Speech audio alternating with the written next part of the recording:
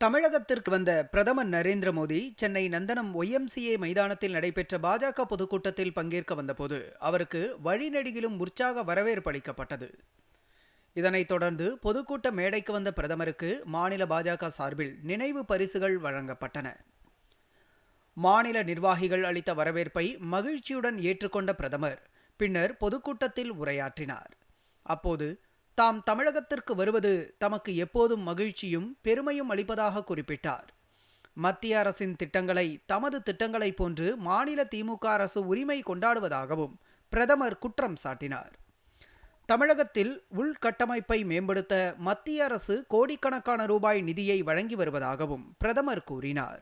भारत सरकार चेन्नई जैसे शहरों को विकसित करने के लिए निरंतर काम कर रही है।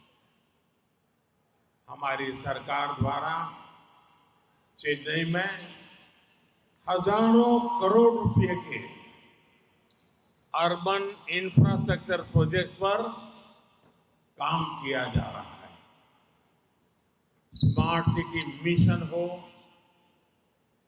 पीने के पानी और सीवेज मैनेजमेंट के लिए अमृत स्कीम हो, चेन्नई मेट्रो और चेन्नई एयरपोर्ट प्रोजेक्ट हो, हमने ऐसे कई प्रोजेक्ट्स को आगे बढ़ाया है जिससे यहाँ ईज ऑफ लिविंग बढ़े। தொடர்ந்து பேசிய பிரதமர் திமுக அரசை கடுமையாக விமர்சனம் செய்தார். ஏழ்மையில் வாடும் மக்கள் குறித்து முதலமைச்சர் மு.க. ஸ்டாலின் உள்ளிட்ட திமுக தலைவர்கள் சிறிதும் கவலைப்படுவதில்லை என்றும் அவர் குற்றம் சாட்டினார்.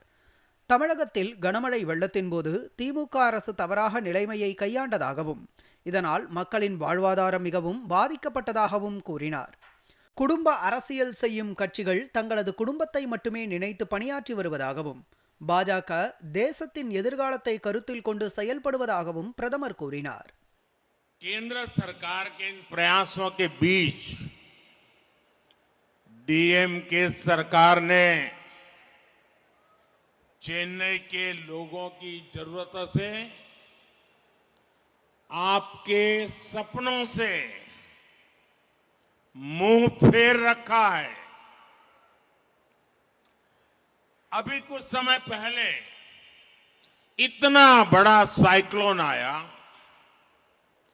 चेन्नई के लोगों को इतनी परेशानी हुई, लेकिन डीएमके सरकार ने मदद करने की जगह लोगों की मुश्किलों को और ज्यादा बढ़ाने का काम किया।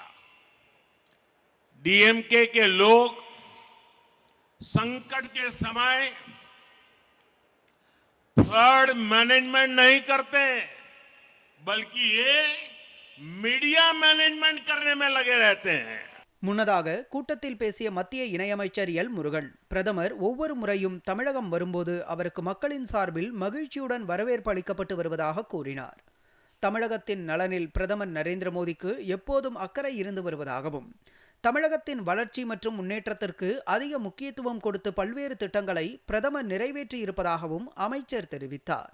நம்முடைய மாண்புமிகு பாரத பிரதமர் திரு நரேந்திர மோடிஜி அவர்கள் தமிழகத்திற்கு எப்பொழுதெல்லாம் வருகிறார்களோ அப்போதெல்லாம் புதியதாக திட்டங்களை கொடுத்து கொண்டுதான் நமக்கு தமிழ்நாட்டுக்கு வருகிறார்கள். இன்றைக்கு 500 மெகாவாட்டுக்கான திட்டத்தை கல்பாக்கத்தில் தொடங்கி வைத்துவிட்டு நம்மிடத்தில் இங்கு வருகை தந்திருக்கிறார்கள். போன வாரம் திருநெல்வேலியில தூத்துக்குடியில 17,500 கோடிக்கான திட்டம், அதற்கு முன்னால் வரும்போது 20,000 கோடிக்கு திட்டம். இப்படி கடந்த 10 ஆண்டுகளில் மட்டுமே நம்முடைய மாண்புமிகு பிரதமர் திரு நரேந்திர மோடிஜி அவர்கள் தமிழகத்திற்கு கிட்டத்தட்ட 11 லட்சம் கோடி ரூபாய் தமிழகத்தினுடைய வளர்ச்சிக்காக, தமிழ்நாட்டினுடைய மேம்பாட்டிற்காக, தமிழ் மண்ணின் வளர்ச்சிக்காக கொடுத்துவிட்டு வந்திருக்கிறார்கள். இதனைத் தொடர்ந்து பேசிய மாநில பாஜக தலைவர் அண்ணாமலை பிரதமரின் வருகை மாநில பாஜகவினருக்கு மட்டுமல்லாமல் தமிழக மக்களுக்கு மகிழ்ச்சி அளிப்பதாக குறிப்பிட்டார். மத்திய அரசு பல்வேறு வகையில் தமிழகத்திற்கு உதவி செய்து வருவதாகவும் ஆனால் தமிழக அரசு பிரதமர் மீதும் மத்திய அரசு மீதும் வேண்டுமென்றே உள்நோக்கத்துடன் புகார்களை தெரிவித்து வருவதாகவும் குற்றம் சாட்டினார். மோடி ஐயா அவர்கள் மக்களுக்காக மட்டும் பாடுபடவில்லை, கோடிக்கணக்கான மக்களுக்கு மத்திய அரசினுடைய திட்டங்கள். இன்னொரு பக்கம் பார்த்தீங்கன்னா வாய் பேச முடியாத ஜீவன்களுக்கும் பாடுபட்டு கொண்டிருக்கின்றார்.